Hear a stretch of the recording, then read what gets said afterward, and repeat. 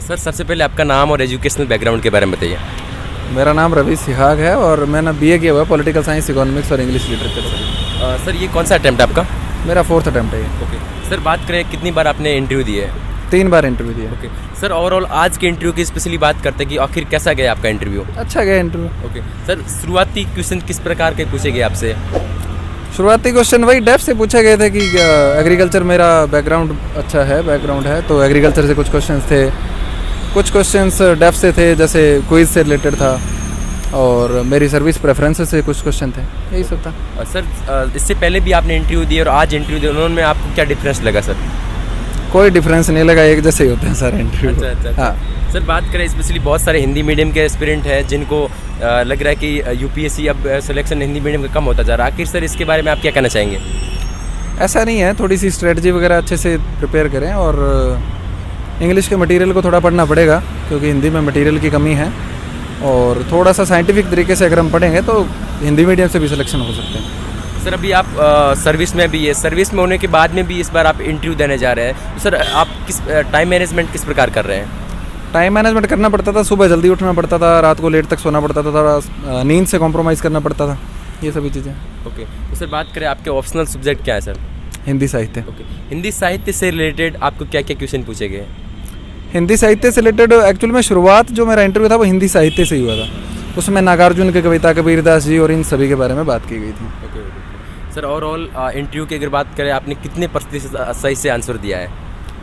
कुछ क्वेश्चन में जैसे 4-5 में सॉरी बोला था, उसके अलावा सारे आंसर ठीक दिए। तो सर नर्वस टाइम जब फर्स्ट टाइम गए थे, नर्वस टाइम फील हुआ था थोड़ा बहुत, ऐसा कुछ हुआ था या फिर? नर्वस हर साल ही फील होता है, चाहे 10 बार इंटरव्यू दे दो। अच्छा सर, बहुत सारे एस्पिरेंट इस बार प्रीलिम्स देने जा रहे हैं, उनको आप क्या कहना चाहेंगे सर?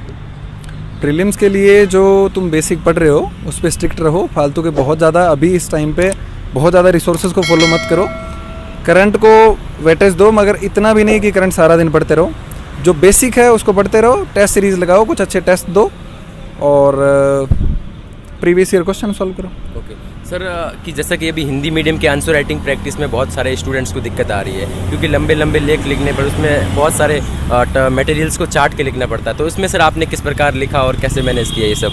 देखो पॉइंट टू पॉइंट लिखना वो सबसे बेस्ट है कि अगर आप इंट्रोडक्शन कर रहे हो तो उसको ऐसे नहीं है कि आप आधे पेज से ज़्यादा कर दो, बिल्कुल छोटा इंट्रोडक्शन लिखो, पॉइंट टू पॉइंट उसमें जितना भी पूछा है वो लिखो और एक अच्छा सा कंक्लूजन दो।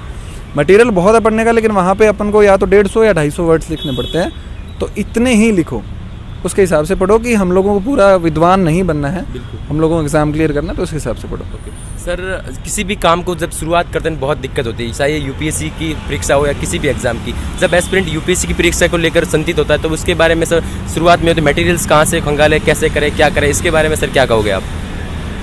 मटेरियल NCERT को शुरुआत करो, उसके अलावा कोई भी एक जो ऑथेंटिक मटेरियल मार्केट में अवेलेबल है उसको पढ़ो और उसी पे स्ट्रिक्ट रहो। ऐसा नहीं है कि बार बार मतलब 2 नावों में सवार नहीं होना है, करंट पढ़ रहे हो तो एक मैगजीन पढ़ लो, कोई भी पढ़ लो।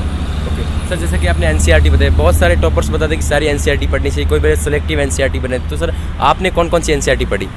मैंने हिस्ट्री की, ज्योग्राफी की, इकोनॉमिक्स की, ये मेन 3 NCERT पढ़ी थी।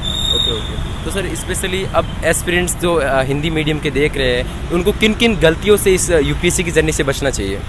देखो मार्केट में बहुत सारा मटेरियल अवेलेबल है, सारों को नहीं पढ़ना है, जो बेसिक चीज़ें हैं NCERT वगैरह उन पर फोकस रखो, टेस्ट पेपर लगाओ और बहुत ज़्यादा लोगों से राय मत लो।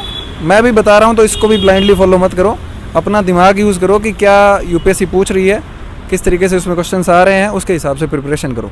ओके सर, इसमें कोचिंग कितना मायने रखती है? कोई टॉपर्स बता रहे कोचिंग आपको एक सही गाइडेंस की ओर लेके जाती है, कोई बोलता है कि इसके टाइम वेस्ट होता है, तो इसके आपके क्या मायने हैं सर इसमें? अगर तुम्हारा बिल्कुल बेस ज़ीरो है कोचिंग कर सकते हो, अगर सेल्फ करनी है तो सेल्फ भी कर सकते हो, दोनों अच्छे हैं। ओके तो सर आपने की होगी सर कोचिंग, तो इसमें आपसे कोचिंग के कितना बेनिफिट हुआ करने से? देखो मेरा ऑप्शनल था हिंदी साहित्य, उसकी कोचिंग की थी और उसका अच्छा बेनिफिट मुझे मिला। सर शुरुआत में जब नोट्स बनाते हैं तो बहुत नोट्स लेंथी हो जाते हैं, तो उनको किस प्रकार मैनेज करें एक शॉर्ट नोट्स की तरह? शुरुआत में नोट्स बनाने ही नहीं चाहिए ना, इसीलिए तो मैनेज होगा। शुरू में कम से कम 3 या 4 रीडिंग करो, उसके बाद में नोट्स बनाओ, तो जो चीज़ें दिमाग में फिट हो गई हैं उनको नोट्स में लिखना नहीं पड़ेगा, जो नहीं फिट हुई है उनको नोट्स बना लो।